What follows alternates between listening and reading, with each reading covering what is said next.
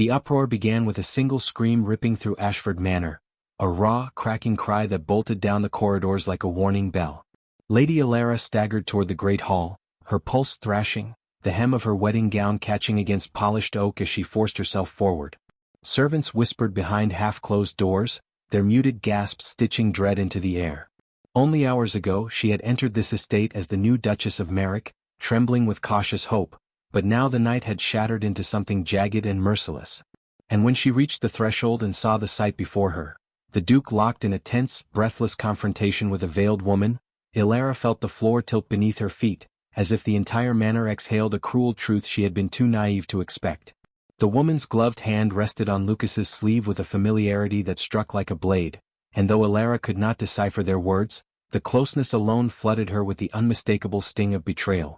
Lucas turned sharply at the sound of her breath, his eyes widening not with guilt, she thought, but with something eerily like fear, yet the meaning twisted itself into doubt before she could grasp it. She fled before he could speak. The marble corridor swallowed her footsteps as she pressed a shaking hand to her chest, desperate to steady the storm that rose within her. She had always known the Duke to be a man sculpted by duty, reserved, impeccably composed, and bound by the expectations of his lineage, but she had also sensed, beneath the frost of his public veneer, a quiet gentleness he rarely allowed the world to see. It was that hidden tenderness that had given her the courage to believe their arranged union might yet grow into something real, perhaps even something lasting. But the image of that veiled stranger leaning into him, on their wedding night no less, splintered every fragile hope she had nurtured. She reached the dimly lit antechamber and steadied herself against a column, her breath trembling. The manor, alive with echoes of celebration mere hours earlier, now seemed heavy with unspoken secrets. She swallowed hard, fighting the ache rising in her throat. What humiliation for a bride to witness such a moment, and on a night meant to seal trust rather than unravel it. She clenched her fingers until her knuckles whitened, the sting grounding her against the swell of disbelief.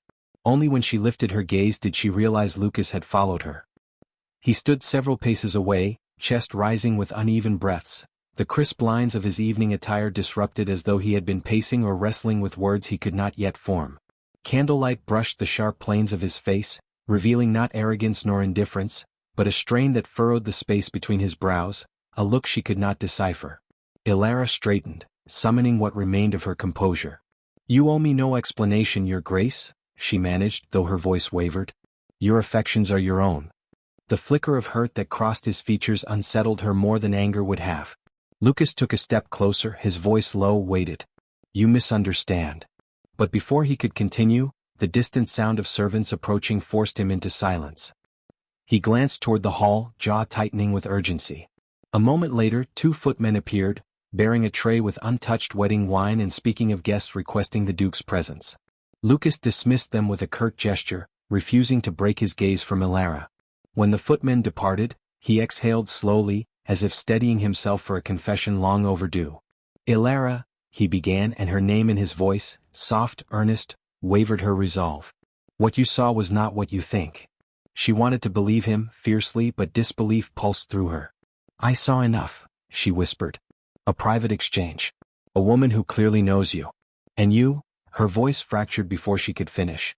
Lucas stepped nearer, close enough that she could see the restrained turmoil in his eyes. "I would never dishonor you," he said quietly. "Not tonight. Not ever." His sincerity struck like a physical force, yet the image of the veiled woman lingered, stubborn as a bruise. Alara shook her head, unable to trust her voice, her thoughts, or the fragile emotions battling within her. Lucas hesitated, as though wrestling with the weight of a truth he had not planned to reveal. Not tonight, and certainly not like this. Yet even as the suspicion burned, Alara sensed an undercurrent she could not name. Though fear fought hope within her, a quieter truth pressed against the storm. She had not actually seen the woman's face, nor heard the Duke's voice address her.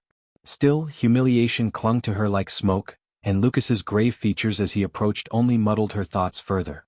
He stopped before her, breath uneven, eyes shadowed by something like dread. For a moment, neither spoke. The past hour hung between them like a verdict. Then Lucas reached into his coat and withdrew a folded letter, its wax broken, edges shaken as though carried in haste. He placed it in her hands, his voice barely steady as he murmured one request, that she read it before deciding what she believed. With that fragile offering, the night shifted on the edge of revelation. The carriage door slammed like a shot, a jarring boom that sliced through the fragile calm Eleanor had been clinging to since dawn. That single sound marked the moment her world shifted again, pulling her from the numbness that had settled over her after discovering the mysterious letter hidden in the Duke's study. She stepped back, steadying herself, and felt the weight of the accusation she had not yet voiced pressing against her ribs like an iron-banded secret waiting to detonate. Adrian emerged from the carriage with a storm in his eyes, though whether it brewed from worry or something darker remained unclear.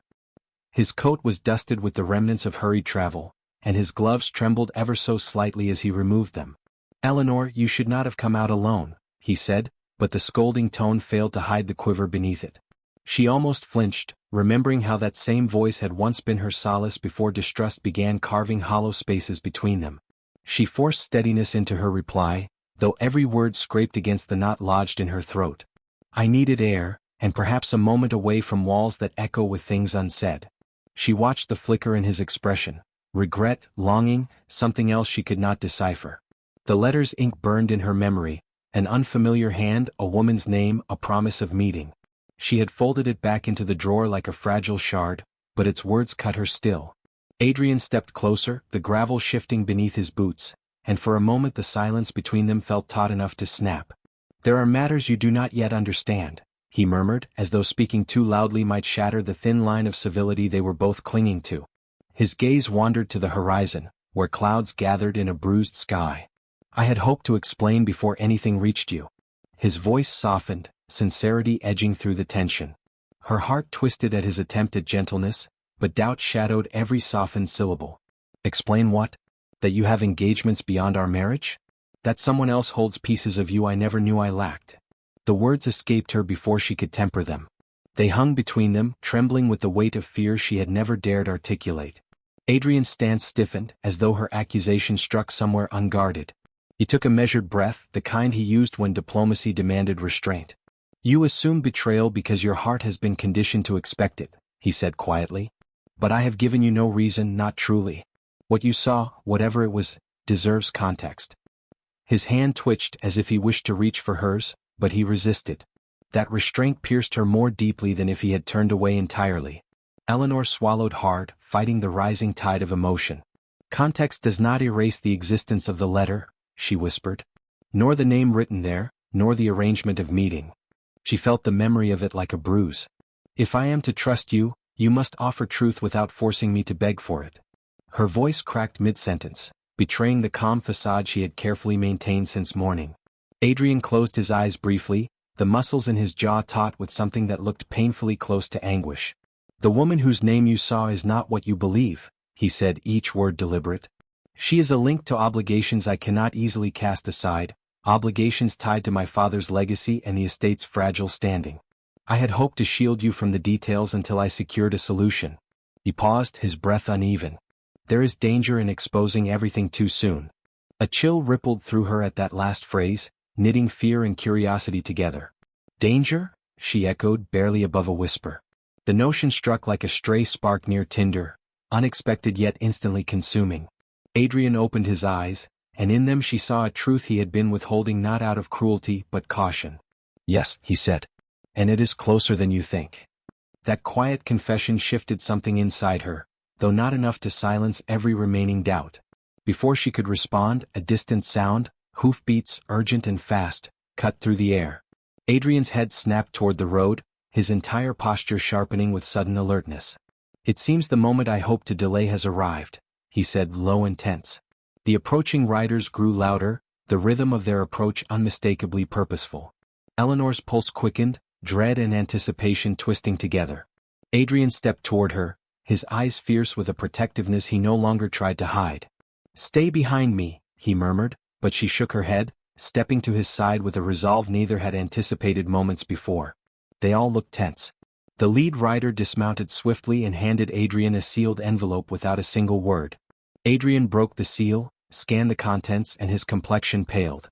Eleanor saw his knuckles whiten around the parchment. "This changes everything," he said, voice strained. "The estate, my inheritance, even our safety." His gaze finally lifted to hers, nakedly vulnerable. "Eleanor, what you found is connected to this." And now we can no longer pretend ignorance will protect us. A tremor ran through her, but her heart steadied with unexpected clarity. Then tell me, she said. All of it. For a moment, he simply looked at her, as though seeing someone far braver than the sheltered bride he had expected. Adrian folded the letter with shaking hands. Very well, he whispered. But once you know the truth, there is no turning back. A thunderclap split the night, shaking the walls of Ravenswood Manor and reverberating through Eleanor's chest as though it had been sent to echo the turmoil within her. She had not slept, though hours had passed in restless pacing, her fingers brushing the spines of volumes in the library she barely knew, seeking some anchor in the scent of old paper and polished wood. The storm outside mirrored the storm inside, an unrelenting tempest of doubt, fear, and longing. Every flicker of lightning revealed the manor in stark relief. Polished tables, ancestral portraits with eyes that seemed to follow, and the cold shadows that settled in the corners, whispering secrets Eleanor had not yet dared uncover. Adrian appeared in the doorway as the wind rattled the casement, a silhouette carved in urgency and restraint. His coat was damp, darkened at the shoulders, and his normally impeccable hair now lay tousled against his forehead. In one hand, he held another sealed envelope. The other rested against the doorframe as though bracing himself for a confrontation he had long anticipated but dreaded nonetheless. Eleanor froze, heart hammering against ribs that felt too tight, fearing both relief and ruin in equal measure. You intended to leave, he said, voice low, almost lost amid the roar of rain and thunder. I intercepted your note. His eyes were steady, but beneath the polished surface of control, she glimpsed the fracture lines of a man forced to navigate honor, duty, and the fragile trust of a bride he had yet to truly know. I had no choice, she whispered, hands clasping the fabric of her gown to quell a tremor that betrayed every ounce of composure she had struggled to maintain. I cannot remain in a house where shadows speak louder than the man I married. Her gaze swept over him, seeking the truth she feared to name aloud. Every action, every whispered word I have overheard, it convinces me that you are elsewhere in heart and mind. I cannot trust what I cannot see. Adrian's jaw tightened. He closed the distance between them, slow, deliberate, and measured, like a general approaching a battlefield with a strategy he hoped would spare lives.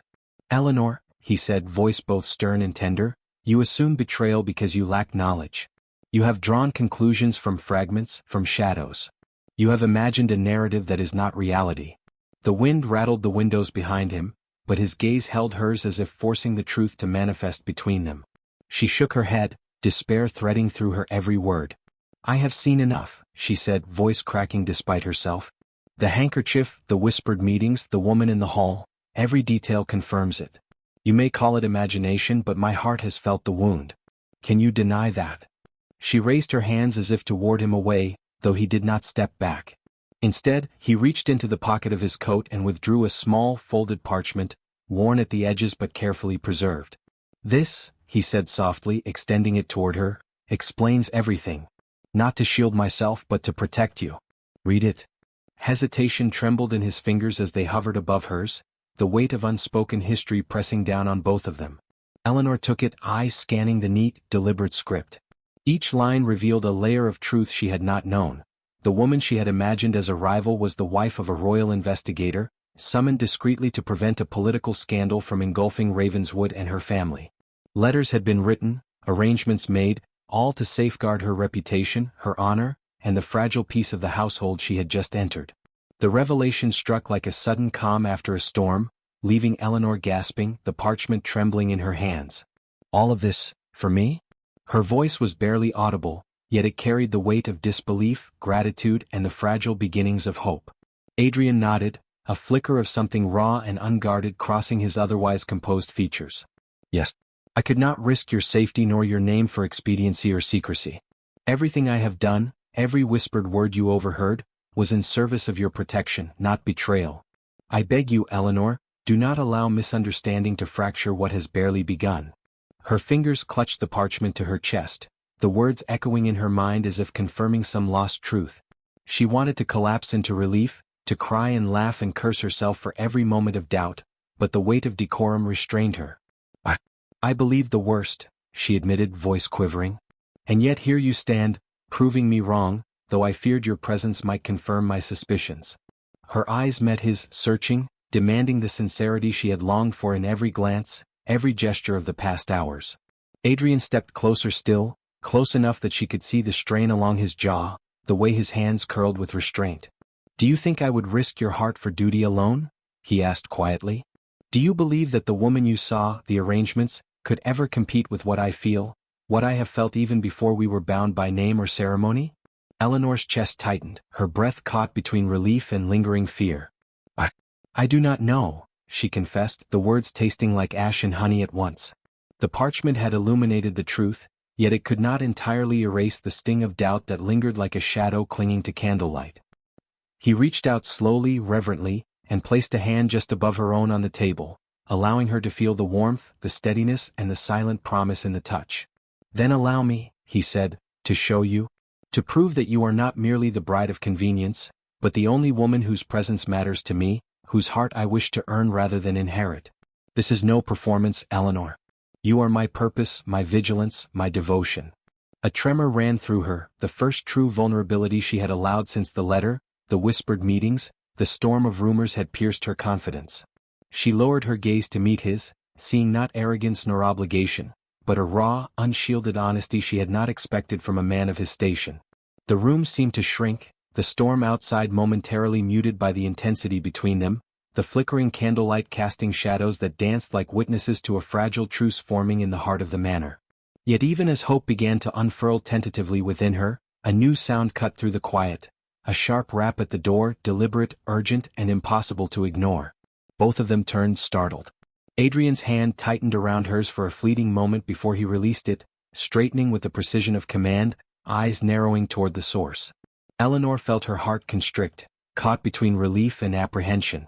The timing, the urgency, the very manner of the interruption suggested that this night, fraught with misunderstanding and revelation, was far from over. Adrian approached the door with a careful, measured step, placing a gloved hand on the latch. Eleanor could not see his expression fully, only the subtle tightening of his jaw and the set of his shoulders, betraying the weight of responsibility that came with the truths he bore. "It seems," he said quietly, almost to himself, "that our revelations may have awakened consequences beyond our walls." Eleanor's eyes widened, pulse racing in tandem with the storm beyond the window.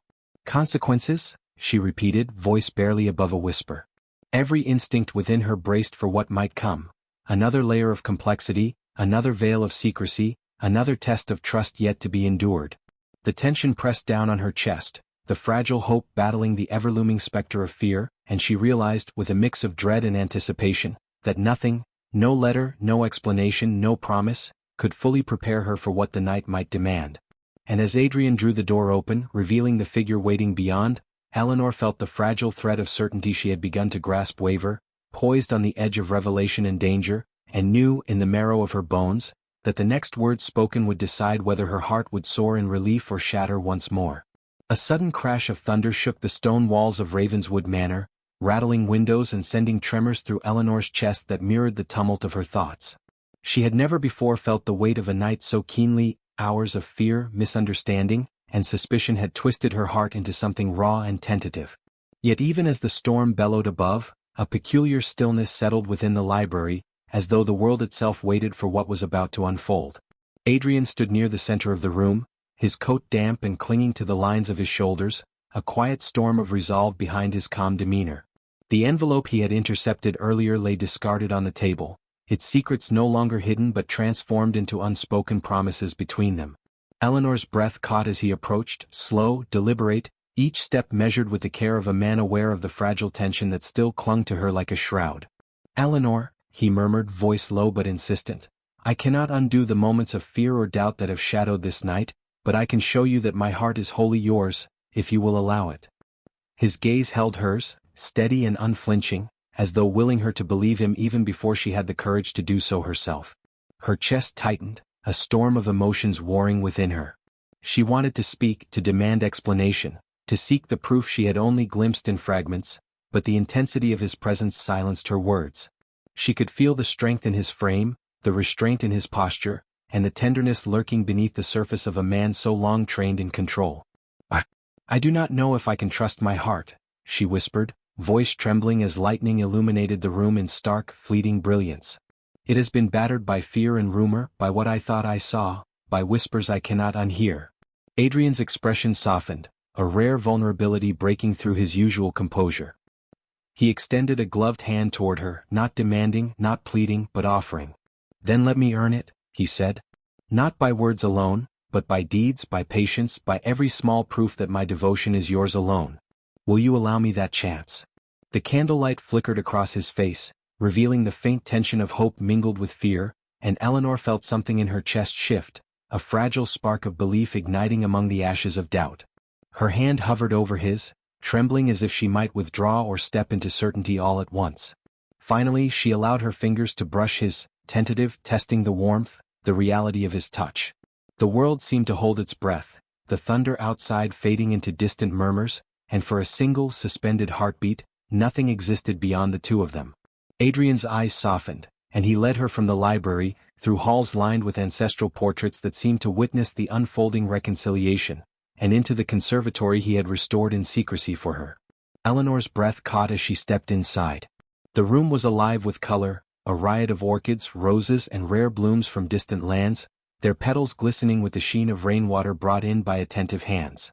Lanterns hung suspended from the vaulted ceiling, casting pools of warm, trembling light across marble floors and gilded furniture. The scent of blossoms mingled with the faint perfume of polished wood, creating an atmosphere of intimate sanctuary. Adrian drew her toward a velvet-covered pedestal where a small, exquisitely crafted box rested. "This," he said, voice soft but unwavering, "was meant for another time, another moment when my heart could speak without shadows between us."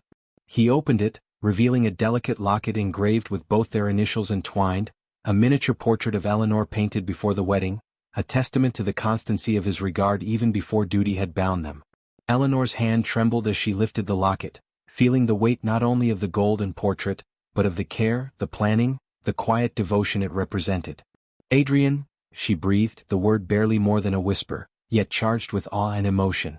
Tears pricked her eyes, but she blinked them away, unwilling to succumb fully to relief until the truth had been fully acknowledged. He reached for her hand again, this time guiding it over the locket with a reverence that made her heart ache. Every arrangement, every intercepted letter, every seemingly secret meeting, each was for you. Every choice made in silence was made to protect your honor, to shield you from the rumors and dangers that haunt those born to prominence. His gaze met hers, unwavering, brimming with a sincerity that cut through the fog of fear she had carried. "You are my purpose, Eleanor. Not an obligation, not a convenience, but the heart I have longed to place in my keeping." She lowered the locket, her eyes shining with an intensity she had barely recognized in herself. "And yet I feared you," she confessed, voice quivering with the weight of her own shame. "I allowed shadows to dictate my heart before I had heard the truth, and in doing so, I wounded the very man who sought only to protect me." Adrian's hand lifted to her cheek, thumb brushing softly against the curve of her jaw, a touch that spoke volumes beyond words. "You acted from fear, from misunderstanding as anyone might," he said gently. "But it is in our response to fear, in the choice to forgive, that we find the strength to love. I have waited for this moment not with impatience, but with hope, and now that it has come, I will not let it pass without acknowledgement." Her pulse quickened, every nerve attuned to the presence of the man who had, until now, been a mystery wrapped in dignity and distance. "How can I be certain?" she asked, voice trembling yet steadying with determination. "How do I know the shadows will not rise again?" Adrian's lips curved into a small, almost shy smile, rare for a man so steeped in authority and tradition. "Because I will meet them with you," he said simply. "Every shadow, every fear, every whisper, I will meet them by your side. And I will not falter, for you are not a burden to me, Eleanor, you are the reason for my courage." His words, deliberate and heartfelt, unfurled a ribbon of hope that had lain dormant in her heart, coaxing it into life. The storm outside softened, the thunder receding into distant rumble as though approving the moment unfolding within. Eleanor felt herself release, letting her shoulders drop and her chest expand in a breath that had been held far too long. She lifted her hand to his intertwining fingers, feeling the warmth, the steadiness, the unspoken promise that this night, despite all fear and misunderstanding, was theirs to claim anew. A soft knock interrupted the fragile cocoon of reconciliation, startling both of them. Adrian turned sharply, motioning Eleanor to remain where she was, his expression shadowed with apprehension. A familiar figure entered, a messenger, rain-slicked and breathless, bearing a folded note sealed with the crown's insignia. Adrian's jaw tightened as he accepted it, the weight of duty reasserting itself even amidst the delicate bloom of newly earned trust. Eleanor looked at him, worry mingling with the exhilaration she had only begun to feel. "What is it?" she asked, voice trembling. He did not answer immediately. Instead, he broke the seal and scanned the contents with meticulous care, his fingers lingering over the paper as if absorbing every word before he could speak. Finally, he lifted his gaze to her, eyes fierce with protection and determination. "It seems," he said, voice low and steady, "that while we have begun to find truth and reconciliation here, forces beyond these walls will not allow our peace to remain untested. There are still dangers to confront, decisions to be made, and hearts to be safeguarded." Eleanor's breath caught, a thrill of fear and anticipation coursing through her. Yet she felt no falter, only a strengthening resolve. "Then we face them together," she whispered, voice firmer now, conviction threading through every word. Adrian nodded, his hand finding hers again, holding it with the quiet certainty that had become their anchor. As they stood side by side, the storm outside softened to a drizzle, the night lingering with promise rather than dread. Eleanor understood, in that suspended moment, that love, like courage, was not the absence of fear but the choice to move forward despite it. And though the note in Adrian's hand hinted at trials yet to come, for the first time since this night had begun, she felt the fragile stirrings of hope, tempered with determination, ready to meet whatever dawn awaited them. The crack of thunder reverberated through Ravenswood Manor, rattling glass and echoing like the pulse of fate itself, and Eleanor felt it deep in her chest, a reminder that the world beyond the conservatory's warmth remained untamed, full of whispers and consequence. She rose from the velvet settee, where moments ago she had clutched the locket Adrian had presented, feeling the weight of its gold and the immensity of his devotion. Outside, rain streaked the windows and silvered trails, catching lantern light and bending it into fragile arcs of hope. The manor was quiet, yet each distant rumble seemed to herald some lingering trial, a final test to their newly reclaimed trust. Adrian approached her, steps silent against the polished marble. His eyes were steady, unwavering as he extended his hand, bridging the space between certainty and doubt. "Shall we meet the dawn together?" he asked, voice soft yet resonant, carrying the authority of a man accustomed to command but tempered by tenderness. Eleanor took his hand, feeling the warmth and strength in the touch, a tether against the lingering shadows of mistrust. Her fingers interlaced with his, and she drew in a slow, shuddering breath, acknowledging the courage it took to step fully into hope after the night's tempest. They moved through the halls in companionable silence, each step a pact of partnership and commitment. Portraits of ancestors looked down, eyes following their careful passage, and the furniture seemed to settle into reverent stillness, as though the manor itself recognized the restoration of a bond nearly fractured. Adrian paused at the threshold of the great hall, a room that had witnessed countless gatherings, schemes, and whispered conversations, yet tonight it would witness only truth, love, and the quiet defiance of fear overcome. He drew Eleanor to the center, the lanterns above casting soft light over the polished floor, and released her hand only to lift a small folded parchment he had carried since the night's first revelations. "This," he said, voice low and deliberate, "is no longer a letter of warning, nor a shadow of what might have been misperceived. It is an affirmation, of intention, of loyalty, of the truth that I have longed to make plain. Read it." Eleanor's fingers trembled as she took the parchment, breaking the seal to reveal words crafted with care, revealing not duty alone, but an enduring, steady devotion that had guided every secret decision, every intercepted whisper, every veiled precaution meant to safeguard her heart and honor. Her breath caught, and she lifted her eyes to him, unguarded, searching for confirmation that this was not a carefully orchestrated formality, but a promise born of sincerity. Adrian's gaze met hers, steady and unwavering, and in that look she saw not pride, not duty, but the raw, patient devotion of a man who had waited for trust to return before daring to claim her heart. The locket lay forgotten in her palm, yet its weight mirrored the gravity of the truth now tangible between them. A quiet smile lifted her lips, tentative but sincere. "All of this, for me," she whispered, voice trembling with awe and lingering disbelief. "You have carried this burden in silence, yet never allowed it to overshadow the care you bear." Her heart, so long constricted by suspicion and doubt, expanded with relief and a newfound admiration. Adrian reached for her hand again, guiding it to his chest, where she could feel the steady beat beneath fine fabric. "It has always been for you," he said softly, a tremor of emotion threading through his words. "Every precaution, every sacrifice, every moment of guarded silence has been for your safety, your reputation, and your heart." And now, I ask only for the chance to share it openly, without shadows, without fear. The candlelight flickered across his features, revealing tension slowly giving way to quiet vulnerability. Eleanor felt the last vestiges of doubt fall away, replaced by a fragile but resolute trust. I cannot express how much I feared being wrong, she admitted, gaze fixed upon him. Yet you have proven me mistaken in the most profound way. I choose to believe you now, fully, and to allow my heart to follow where it leads. Adrian's eyes softened, and he stepped closer, lowering his hand from hers to gently brush her cheek. The touch was delicate, reverent, yet infused with the authority of a man who had long known his purpose and now sought to claim it with tenderness rather than command. Then we begin anew, Eleanor, he said, voice rich with promise. Not bound by duty alone, but by a shared devotion, a choice freely made, a love grown in the space where trust and patience meet. Tears glistened at the corners of her eyes, but she did not blink them away. And if shadows return? She asked quietly, voice laced with lingering caution. They may, he admitted, drawing her hands into his and holding them with quiet strength. But we will face them together. Each fear, each whisper, each trial shall find us side by side, hearts aligned, courage intertwined with care. For you, Eleanor, I would confront any shadow, endure any trial, and emerge steadfast in the devotion that has always been yours alone. A distant bell tolled from the manor's tower, announcing the arrival of dawn.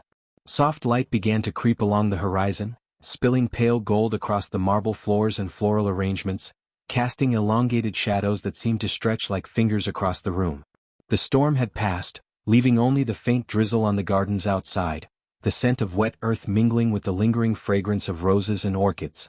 Eleanor felt the tension within her ease as the day began, her heart lifted by the tangible proof of Adrian's sincerity, and by the knowledge that her fears had been met with courage, honesty, and love. She stepped closer to him, allowing the warmth of his presence to seep into her very bones. Then let us step into this dawn, she said softly, a smile curving her lips, fragile but luminous. Together, without reservation, without hesitation. Adrian lowered his forehead to hers, closing the final inches between them, a gentle act that carried the weight of promise and passion restrained by dignity. Together, he echoed, voice trembling with the weight of relief and joy. And in that moment, Eleanor felt the culmination of fear, misunderstanding, and longing resolve into something exquisitely simple. A union of hearts forged not by circumstance alone, but by choice, trust, and tender devotion. For a time, they stood thus, suspended in the quiet grandeur of Ravenswood Manor, two souls entwined by circumstance and conviction, bound not by obligation but by a love deliberately cultivated through patience, courage, and careful guardianship.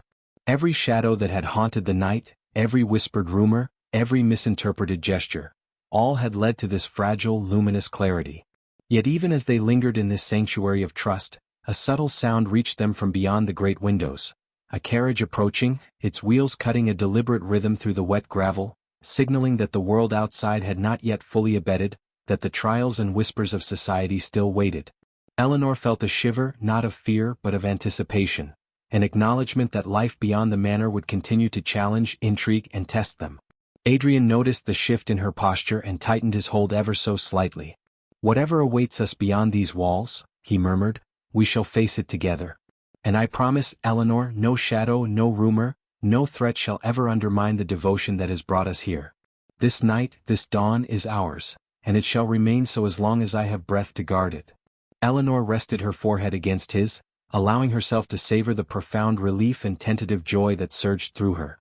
The locket lay against her chest, a silent testament to the night's revelations, a symbol of love affirmed and trust regained. The storm had passed, the first light of day spilled across the manor like hope made visible. And though the carriage wheels outside hinted at the ever-turning wheel of life and responsibility, Eleanor knew that whatever trials awaited, she and Adrian would face them as equals, as partners, and as two hearts irrevocably joined. As the first full rays of sunlight touched the marble floors, Adrian whispered her name once more, and Eleanor felt the last vestiges of fear dissipate. Their hands entwined, their hearts aligned, and the promise of a life built on trust, devotion, and love stretched before them.